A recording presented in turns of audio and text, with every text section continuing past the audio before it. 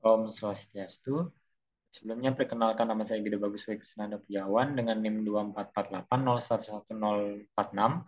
Pada kesempatan kali ini saya akan mempresentasikan terkait dengan case-based discussion, di mana untuk kasus yang saya ambil adalah close fracture left supracondylar humerus dengan pembimbing Dr. Iketut Sumade and Biomed SPLT. Jadi untuk yang pertama kita akan membahas terkait dengan laporan kasusnya, di mana untuk identitas pasien yaitu anak dengan inisial KCBW, jenis kelamin laki-laki, umur 7 tahun, alamat Tegal Mawar, pekerjaan pelajar dengan nomor rekam medis 546712, dirawat di ruangan Angsoka dengan DPJP Dr. Iketut Sumadi M. Biomed SPLT. Untuk tanggal masuk rumah sakitnya adalah 22 Mei tahun 2024. Untuk tindakan yang dilakukan pada pasien adalah ORIF CCW Urgent. Dan tanggal keluar rumah sakit adalah 26 Mei tahun 2024. Jadi untuk anamnesis, di mana untuk keluhan utama pasien adalah nyeri pada tangan kiri. Dengan riwayat penyakit sekarang, pasien datang ke IGD RSUD Buleleng dengan keluhan nyeri pada lengan kiri sejak 30 menit sebelum masuk rumah sakit setelah tersandung dan terjatuh saat latihan. Nyeri tersebut dirasakan timbul secara terus-menerus disertai dengan kelainan bentuk pada lengan kiri, di mana rasa sakitnya dikatakan terjadi secara terus-menerus dan tidak kunjung membaik. Pasien datang dalam keadaan sadar dari lokasi kejadian hingga tiba di rumah sakit, tidak ada penurunan kesadaran. Pasien juga menyangkal adanya keluhan seperti mual, muntah, pusing, dan juga berputar. Untuk riwayat penyakit terdahulunya disangkal, untuk riwayat penyakit keluarganya juga disangkal, untuk riwayat psikososial di mana pasien merupakan seorang pelajar. Gimana untuk pemeriksaan fisik dari primary survey, di mana untuk yang pertama dari airway maintenance dan juga cervical spine control, di mana untuk airway-nya itu clear, tidak ditemukan adanya kelainan. Kemudian dari breathing and ventilation, itu semuanya dalam batas normal, baik dari look, listen, dan juga feel, di mana untuk breathing itu spontan dengan frekuensi 20 kali per menit, dengan saturasi oksigen itu 97% dalam suhu ruangan. Kemudian untuk circulation with hemorrhage control, di mana untuk dari look akral hangat, CRT kurang dari 2 detik, tidak ada pendarahan aktif, tidak ada distensi vena jugular. Kemudian dari listennya tidak ada murmur, tidak ada bridge carotis dan juga abdominal. Untuk dari feel-nya, dari pulsasi ictus cordis itu teraba, pulsasi arteri radialis itu teraba dengan denyut nadi itu 108 kali per menit. Jadi untuk circulation-nya itu stable dengan denyut nadi itu 108 kali per menit. Untuk disability-nya dari pasien itu alert dan juga exposure-nya itu suhu dari aksila adalah 36,8 derajat Celcius. Berikutnya dari secondary survey untuk DJS-nya itu compos mentis dengan E4, V5, M6. Untuk fast score atau skor nyerinya itu 5/10. Dari pemeriksaan kepala itu dia normosephali, tidak ditemukannya ada kelainan seperti sefal hematoma ataupun fraktur. Dari maksilofacial tidak ada trauma jejas atau jejas pada wajah. Dari refleks pupil itu normal, kiri kanan positif, isokor.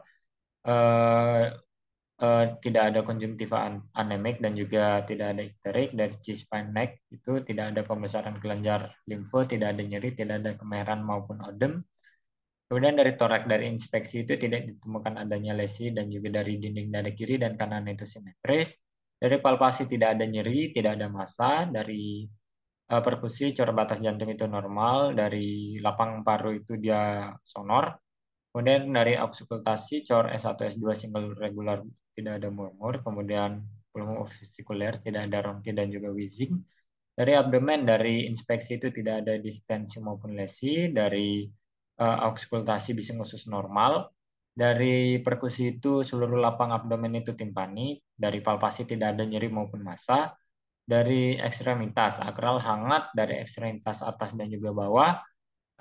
Untuk odem ditemukan pada ekstremitas atas kiri. Untuk kapilari refill time-nya itu kurang dari 2 detik. Untuk ROM atau range of motion-nya terbatas akibat nyeri pada tangan kiri. Nah, di sini adalah status lokalis dari regio brachii sinistra, di mana dari look tidak ditemukan adanya lesi, tidak ada perdarahan aktif, adanya edem, kemudian adanya deformitas, yaitu angulasi ke arah lateral. Kemudian dari feel, itu ditemukan adanya nyeri tekan dan juga edem. Untuk akralnya itu masih hangat, adanya gravitasi dan juga CRT-nya masih kurang dari 2 detik. Untuk movementnya itu pergerakan aktif dan pasif itu terbatas akibat nyeri yang dialami oleh pasien. Untuk asesmen awal yaitu suspek dari close fracture left distal humerus, di mana untuk pemeriksaan penunjang yang dilakukan yaitu adalah pemeriksaan laboratorium dan juga radiologi, di mana untuk laboratorium yang dilakukan itu adalah pemeriksaan darah lengkap. Untuk pemeriksaan radiologinya yaitu X-ray left elbow apilateral dan juga X-ray left humerus apilateral. Nah, untuk dari X-ray humerusnya itu sendiri, di mana ditemukan adanya fraktur komplit suprakondylar os humerus kiri dengan translasi ke arah posterior, adanya untuk trabekulasi tulang itu normal, tidak tampak lesi litik maupun plastik, celah sendi normal. Untuk soft tissue-nya itu ditemukan swelling atau pembengkakan pada regio elbow kiri. Jadi untuk kesan dari X-ray ini yaitu fraktur komplit suprakondylar os humerus kiri dengan translasi ke arah posterior. Nah, ini untuk pemeriksaan dari darah lengkapnya bisa dilihat ada peningkatan dari white blood cell yaitu 16,45, dari neutrophil juga ada peningkatan 14,24, dari limfosit ada penurunan 9,3%. Kemudian dari neutrophil persentasenya itu meningkat 85,5. Untuk dari pemeriksaan darah lengkap lainnya bisa dilihat pada layar. Berikutnya terkait dengan diagnosis dari pasien, yaitu untuk diagnosis utamanya adalah close fracture left supracondylar humerus tanpa adanya diagnosis komplikasi dan juga tidak ada diagnosis penyerta. Untuk tata laksana yang diberikan pada pasien, untuk tata laksana awal di IGD yaitu adalah IVFD dengan relaktat 20 tetes per menit, paracetamol 4 kali 250 mg, dan juga dilakukan imobilisasi dengan spale untuk meminimalisir terjadinya pergerakan pada region mengalami fraktur. Untuk tata laksana definitif yaitu dilakukan ORIF CCW pada tanggal 23 Mei tahun 2024. Nah, ini untuk eh, hasil operatifnya, di mana bisa dilihat pada layar untuk hasil X-ray-nya itu tampak fraktur suprakondylar humerus kiri terpasang K wire dengan kedudukan dan juga posisi yang baik. Untuk trabekulasi tulangnya normal, tidak tampak dislokasi sendi, tidak tampak lesi litik maupun plastik. Untuk celah sendi normal. Untuk soft tissue-nya itu masih ditemukan swelling pada area yang mengalami cedera. Kemudian untuk kesannya itu adalah fraktur supracondylar humerus sinistra terpasang wire dengan kedudukan dan juga posisi yang baik. Nah, ini merupakan follow up pasien di ruangan Angsoka di mana pada tanggal 24 Mei 2024 untuk dari pasien itu mengeluhkan nyeri pada luka post operasi. Untuk keadaan umumnya itu cukup dan kesadaran komposmentis, dan juga untuk vital sign-nya semua dalam batas normal.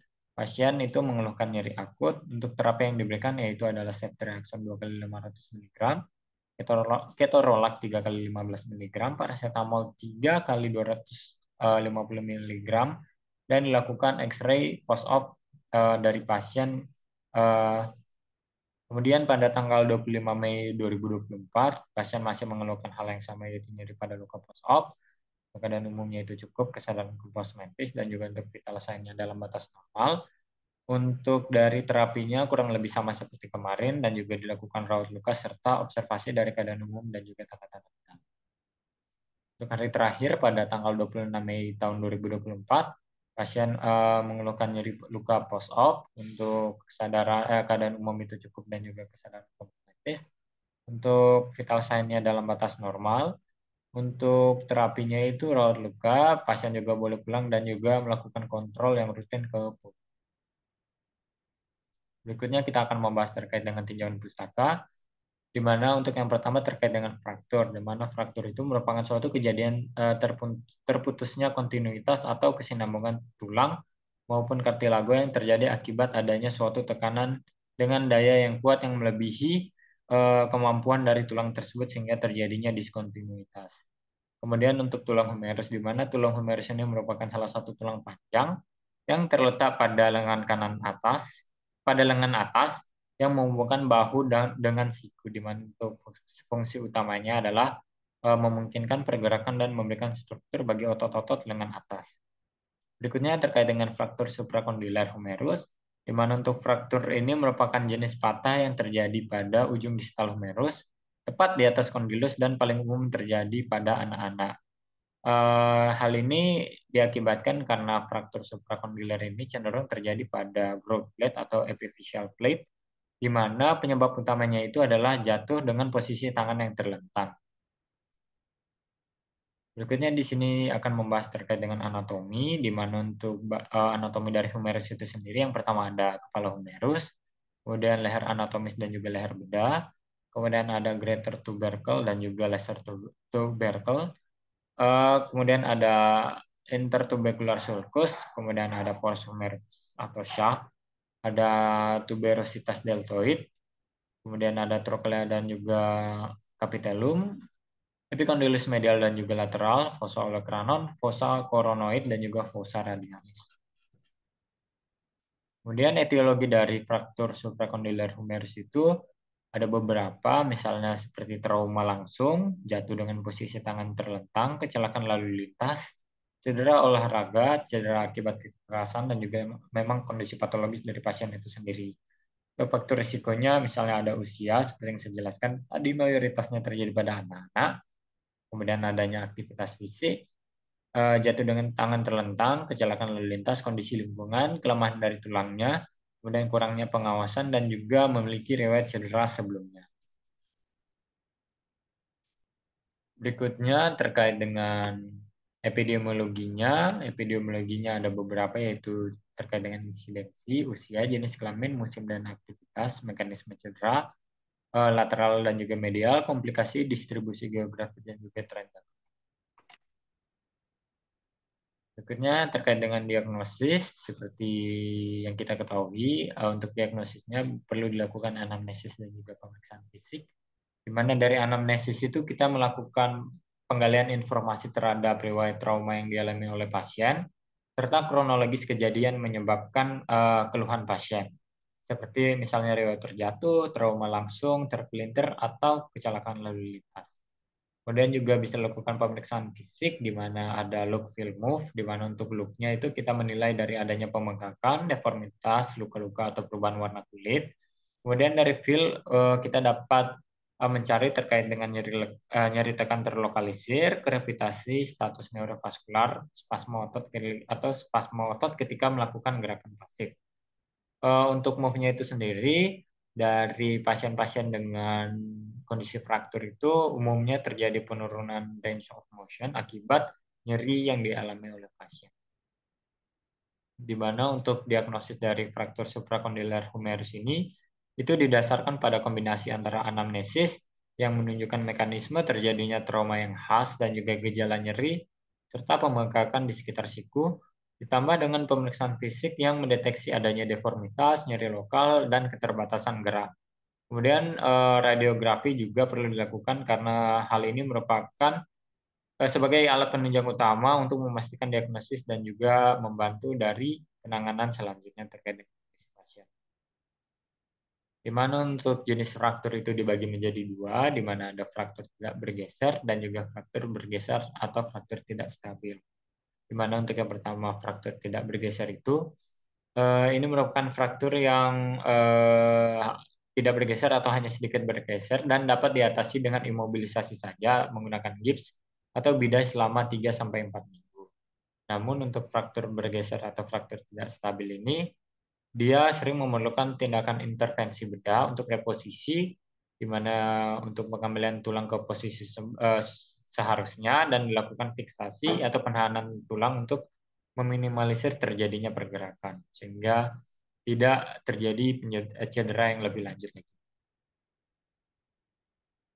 Kemudian untuk komplikasi yang dapat terjadi akibat dari fraktur supracondylar humerus itu komplikasi dari vaskular, saraf, malunion yang apabila tidak dilakukan penanganan yang tepat, kemudian non-union akibat kelalaian atau tidak segera mendapatkan penanganan, kemudian elbow stiffness, Pada Volkmann's ischemic contracture, infeksi yang berkelanjutan akibat tata laksana yang kurang tepat.